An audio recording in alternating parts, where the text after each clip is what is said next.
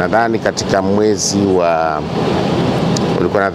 wa Oktoba tulifanya zoezi kama hili kule Pemba. Oktoba 2023 walianzisha safari yao kwa mara nyingine tena ya kupeleka ndege kule kisiwani Pemba, ambayo ni jambo ambalo tuliliomba siku nyingi, na walirudisha huduma hiyo baada ya kusitisha mwaka 2018.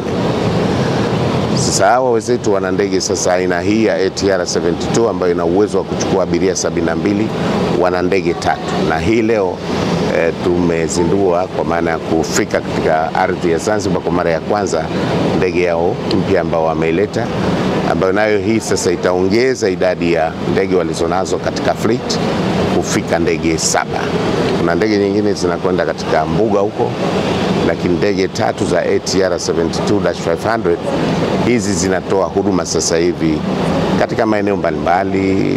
Dar es Salaam, zinakwenda Arusha, zinakwenda Mombasa, Kenya, Zanzibar, lakini pia zinakwenda kule Pemba. Kwa Zanzibar sisi hii ni faida kubwa. Ni faida kubwa kwa sababu Zanzibar ni nchi ambayo inategemea sekta ya utalii. Sasa kutusaidia katika kuongeza huduma za usafiri wa anga ni jambo ambalo linasaidia katika uchumi wetu, kwa sababu linafanya watu sasa kuweza kumove kutoka eneo moja kwenda eneo jingine, lakini pia inatusaidia katika kuleta watalii hapa Zanzibar. Na kwa taarifa walizotuambia kwamba kuanzia tarehe 1 mwezi wa Juni ndege hii itakuwa inafanya safari zake moja kwa moja kutoka hapa Zanzibar kwenda Nairobi, Jomo Kenyatta International Airport.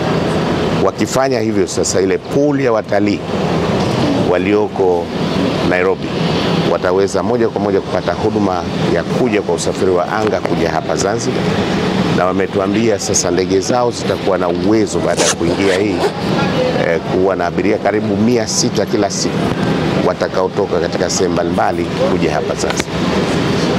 Huo ni mchango mkubwa sana katika uchumi wa Zanzibar, lakini pia ni mchango mkubwa sana kwa maendeleo ya kijamii kwa ujumla. Operations zao wanazofanya sasa hivi, wana vijana karibu 30 wameajiriwa, lakini na ndege hii itakapoanza safari zake hizo za kwenda Jomo Kenyatta International Airport, wataongeza pia idadi ya fursa za ajira kwa vijana, na kwa maelezo yao watafika vijana 100. Kwa hiyo hii sisi tunaiona ni faraja kubwa, na wametueleza pia ikifika mwezi wa Disemba mwaka huu 2025 wanataka kuanzisha huduma za usafiri kutoka Zanzibar moja kwa moja kwenda Kigali, Rwanda. Sasa wakifanya hapo, pia wale watalii hasa wa Marekani wanaokwenda kule Rwanda, Kigali kutizama machimpazii, wale pia wanaweza sasa wakatumia fursa hiyo kuja Zanzibar kwa ajili ya kumalizia safari zao. Utalii Zanzibar unaongezeka na huduma za usafiri wa anga zinahitajika.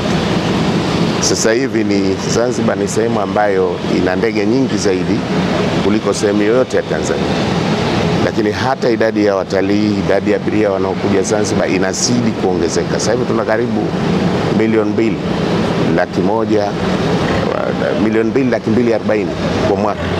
Hao wanakuja hapa Zanzibar, wanapitia katika uwanja wa ndege wa Abeid Amani Karume, na hiyo idadi inazidi kukua. Sasa zikikuwa na idadi ya ndege zinazotoa huduma kwa Zanzibar ni faraja kubwa sana, na uchumi wetu utazidi kukua, lakini pia mchango katika ustawi wa jamii utaongezeka.